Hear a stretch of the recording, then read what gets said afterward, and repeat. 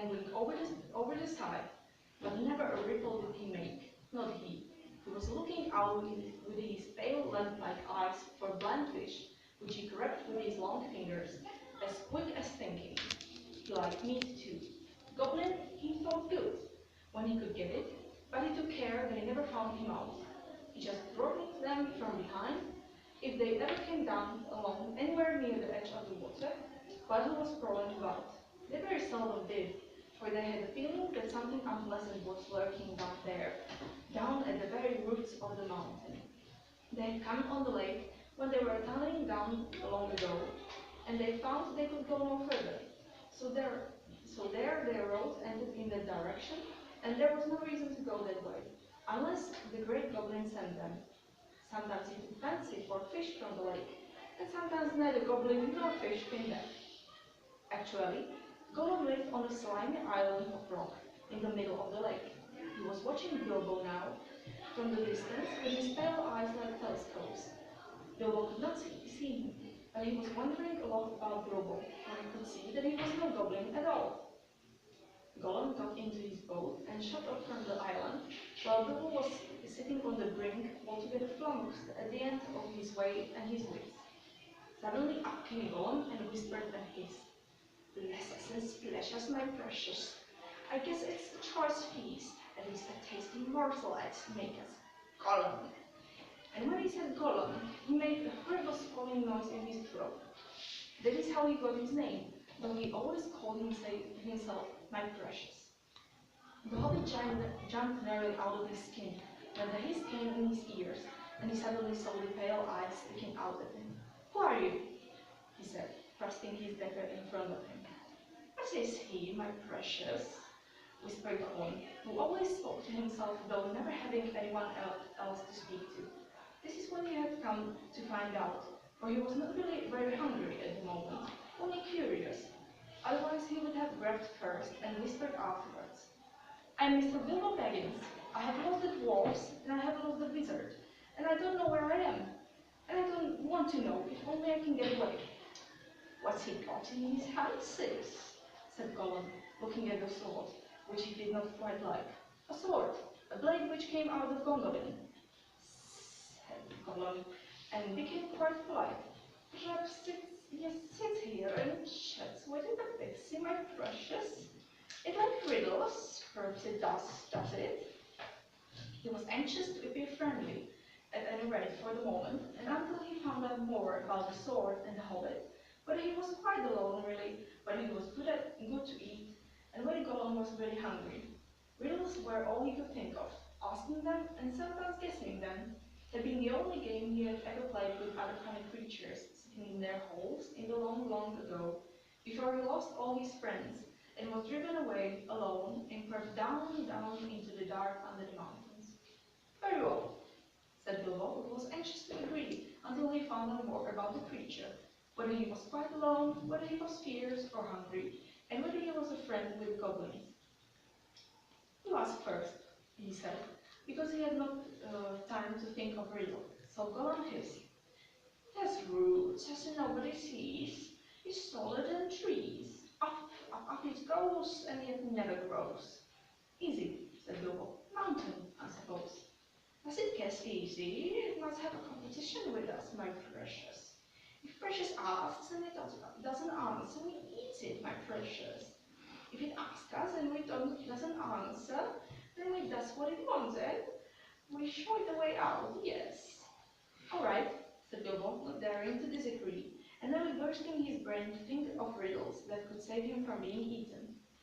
30 white horses on a red hill. First they jump, then they stamp, then they stand still. That was all he could think of to ask. The idea of eating was rather on his mind. It was rather an old one, too, and Gollum knew the answer as well as you do. Chestnuts. Eat, my precious, but we have only sticks." Then he asked his second.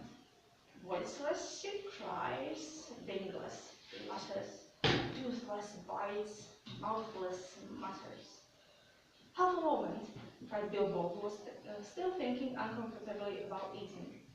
Fortunately, he had once heard something rather like this before, and getting his wits back, he thought of an answer. Wind, wind, of course, he said, and he was so pleased that he made up one on the spot. This will puzzle the nasty underground creature, he thought. An eye in a blue face, so an eye in a green face. That eye is like to this eye, said the first eye, but in low place, not in high place. Said Gollum. He had been underground a long time and was forgetting this sort of thing. But just as Bilbo was beginning to hope that the wretch would not be able to answer, Gollum brought up memories of ages and ages and ages before, when he lived with his grandmother in a hole in a bank by a river. My precious, he said. Sun on the daisies, it means. It does. But these ordinary above-ground, everyday sort of riddles were tiring for him. Also, they reminded him of days when he had been less lonely and sneaky and nasty, and that put him out of temper. What is more, they made him hungry, so this time he tried something a bit more difficult and more unpleasant. It cannot be seen, cannot be felt, cannot be heard, cannot be smelled. It lies behind stars and under hills, an empty hole it fills. It comes first and follows after, and lies kills laughter. Unfortunately for Gollum, Bilbo had heard that sort of thing before, and the answer was all around him anyway. Dark, he said, without even scratching his head or putting on his thinking cap. A box without hinges, key, or lid, with golden treasure inside his head. He asked to gain time until he could think of a really hard one. This he thought a dreadfully easy chestnut, though he had not asked it in its usual words. But it proved a nasty poser for Gollum. He hissed to himself, and still he did not answer. He whispered and spluttered. After some while, Bilbo became impatient. Well, what is it? He said. The answer's not a kettle boiling over, as you seem to think from the noise you are making. Give us a chance, let us give us a chance, my precious. Well, said Bilbo after giving him a long chance. What about your guess?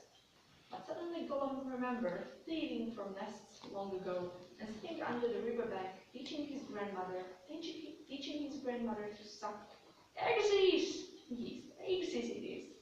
Then he asked, alive, without breath, as cold as death, never thirsty, ever drinking, all in the mail, never clinking. He also in his turn thought this was a dreadfully easy one, because he was always thinking of the answer. But he could not remember anything better at the moment. He was so flustered by the question. All the same, it was a poser for poor Bilbo, who never had anything to do with the water if he could help it. I imagine you know the answer, of course, or can guess it as easy as winking, since you are sitting comfortably at home and have not the danger of being eaten to disturb your thinking. Bilbo sat and cleared his throat once or twice, but no answer came. After a while, Gollum began to hiss with pleasure to himself. Is it nice, my precious? Is it juicy? Is it scrumptiously crunchable? He began to peer at Bilbo out of the darkness. Half a moment, said the Hobbit, shivering. I gave you a good long chance just now. You must make haste, haste, said Gollum, beginning to climb out of his boat onto the shore to get to Bilbo. But when he put his long, webbly foot in the water, a fish jumped out in fright and fell on Bilbo's toes. Ugh, he said, it is cold and clammy. And so he guessed, fish, fish, he cried, it is a fish. Gollum was dreadfully disappointed, but Bilbo asked another riddle as quick as ever he could, so that Gollum had to get back into his boat and think.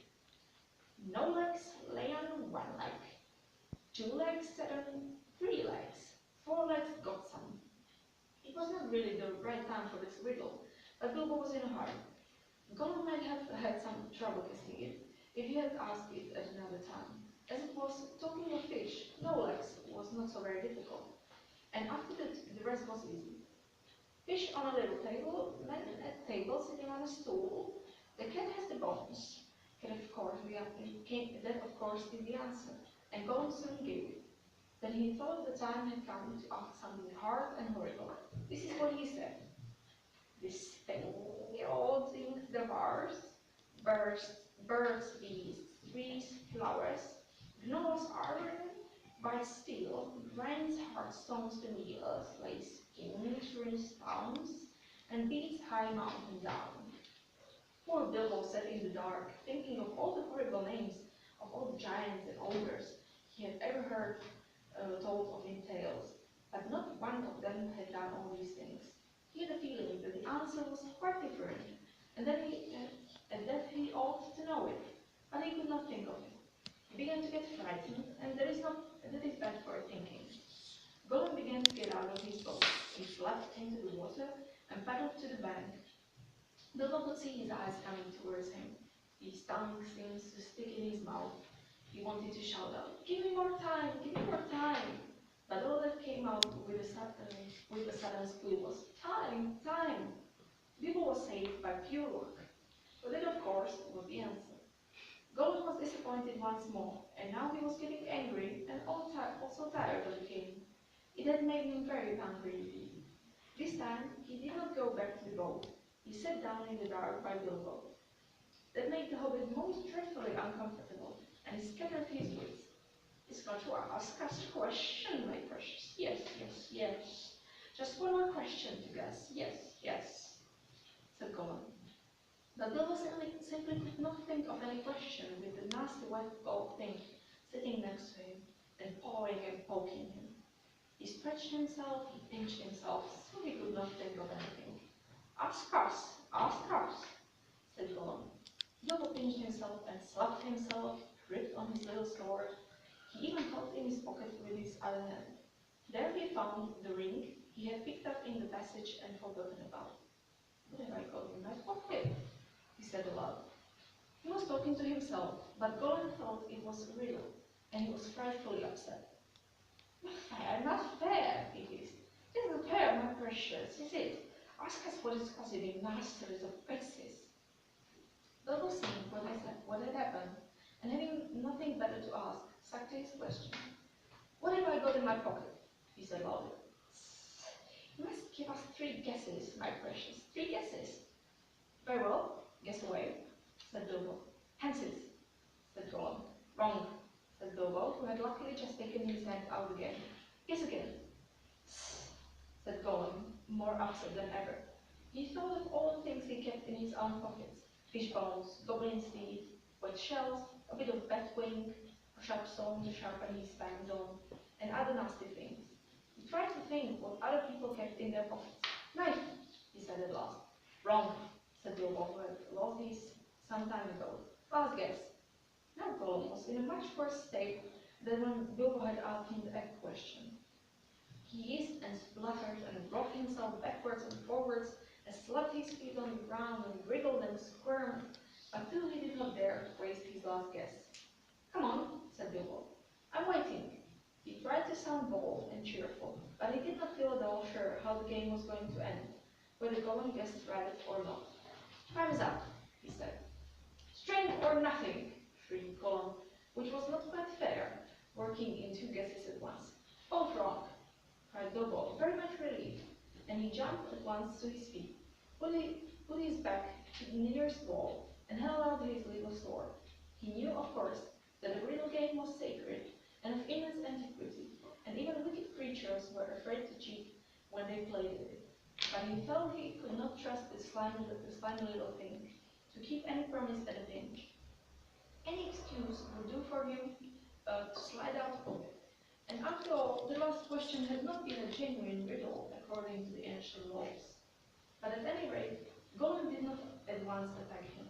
He could see the sword in Bilbo's hand. He sat still, shivering and whispering. At last Bilbo could wait no longer. "Well," he said, "what about your promise? I want to go. You must show me the way." "Did you say so, precious?" shouted the nasty little way down. "Yes, yes. But what has it got in its pieces, eh? Not string, precious, but not nothing. Oh no, Gollum." "Never you mind," said Bilbo. "A promise is a promise." "Cross it is, impatient, precious," hissed Gollum. "But it must wait. Yes, it must. We can't go up to the tunnel so hasty. We must go and get some things first. Yes, things to help us. Hurry up, said Bilbo, relieved to think of Gollum going away. He thought he was just making an excuse and did not mean to come back. What was Gollum talking about? What useful thing could he keep out on the dark lake? But he was wrong. Gollum didn't mean to come back. He was angry now and hungry, and he was a miserable, wicked creature, and already had a plan. Not far away was his island, of which Bilbo knew nothing, and there in his hidden place he kept a few wretched old men, and one very beautiful thing, very beautiful, very wonderful. He had a ring, a golden ring, a precious ring. My birthday present, he whispered to himself, as he had often done in the endless dark days. That's what he wants now, yes, he wants it. He wanted it because it was a ring of power, and if you slipped the ring on your finger, you were invisible. Only in the full sunlight could you be seen, and then only by your shadow, and that would be shaky and faint. My birthday present. It came to me on my birthday, my precious. So he had always said to himself. But who knows how Gollum came by the present ages ago in the old days when such rings were still alive in the world? Perhaps even the master who ruled them could not have said. Gollum used to wear it at first, till it tired him, and then he kept it in a pouch next to his skin, till it dulled him, and originally he hid it in a hole in the rock on his island, and was always going back to look at it. And still sometimes he put it on, when he could not bear to be parted from it any longer, or when he was very, very hungry and tired of fish. Then he would creep along dark passages, looking for stray goblins. He might even venture into places where the torches were lit, and made his eyes blink and smart, for he would be safe. Oh yes, quite safe. No one could see him, no one would notice him, till he had his fingers on their throats. Only a few hours ago he had worn it, and caught a small goblin in it. How it's weak! He still had a bone or two left to gnaw, but he wanted something softer. Quite safe, yes, he whispered to himself. It won't see us, will it, my precious? No, it won't see us, and its nasty little sword will be useless, yes, quite. That is what it was in his wicked little mind, as he slipped suddenly from Bilbo's side, and fled back to his boat, and went off into the dark. Bilbo thought he had heard the last of him. Still, he waited a while, for he had no idea how to find his way out alone. Suddenly, he heard a screech. It sent a shiver down his back. Gollum was cursing and wailing away in the gloom, not very far off by the sound of it. He was on his island, struggling here and there, searching and seeking in wind. Where is it? Where is it? Bilbo heard him crying. Lost it is, my precious, lost, lost. Curse I said, precious, my precious is lost. What's the matter? Bilbo called. What have you lost? Mustn't ask us, shrieked Gollum. Not its business. No, Gollum. It's lost. Gollum, Gollum. Well, so am I, cried Bilbo, and I want to get unlost. And I won the game, and you promised. So come along, come and let me out, and then go with your looking. Utterly miserable as Gollum sounded, Bilbo could not find pity in his heart, and he had a feeling that anything Gollum wanted so much could hardly be something good. Come along, he shouted. No, not yet, precious, Gollum answered. We must search for it. It's lost, Gollum. But you never guessed my last question, and you promised, said Bilbo. Never guessed, said Gollum. Then suddenly out of the gloom came a sharp hiss. What had it got in its pockets is... Tell us that. We must tell first. As far as Bilbo knew, there was no particular reason why he should not tell. Gollum's mind had jumped to guess quicker than his. Naturally, for Gollum had brooded for ages on this one thing, and he was always afraid of its being stolen. But Bilbo was annoyed at the delay. After all, he had won the game pretty fairly at a horrible risk. Answer were to be guessed, not given, he said. But it wasn't a fair question, said Gollum. Not a riddle, precious, no. Oh, well, it is a matter of ordinary questions, Bilbo replied. Then I ask one first. What have you lost? Tell me that. What has it got in it? What is this? The sound came hissing louder and sharper, and as he looked towards it, to his alarm, Bilbo now saw two small points of light peering at him. A suspicion grew in Gollum's mind. The light of his eyes burned with a pale flame. What have you lost? Bilbo persisted. But now the light of Gollum's eyes had become a green fire, and was coming swiftly nearer. Gollum was in his boat again, paddling wildly back to this dark shore, and such a rage of loss and suspicion was in his heart that no sword had any more terror for him.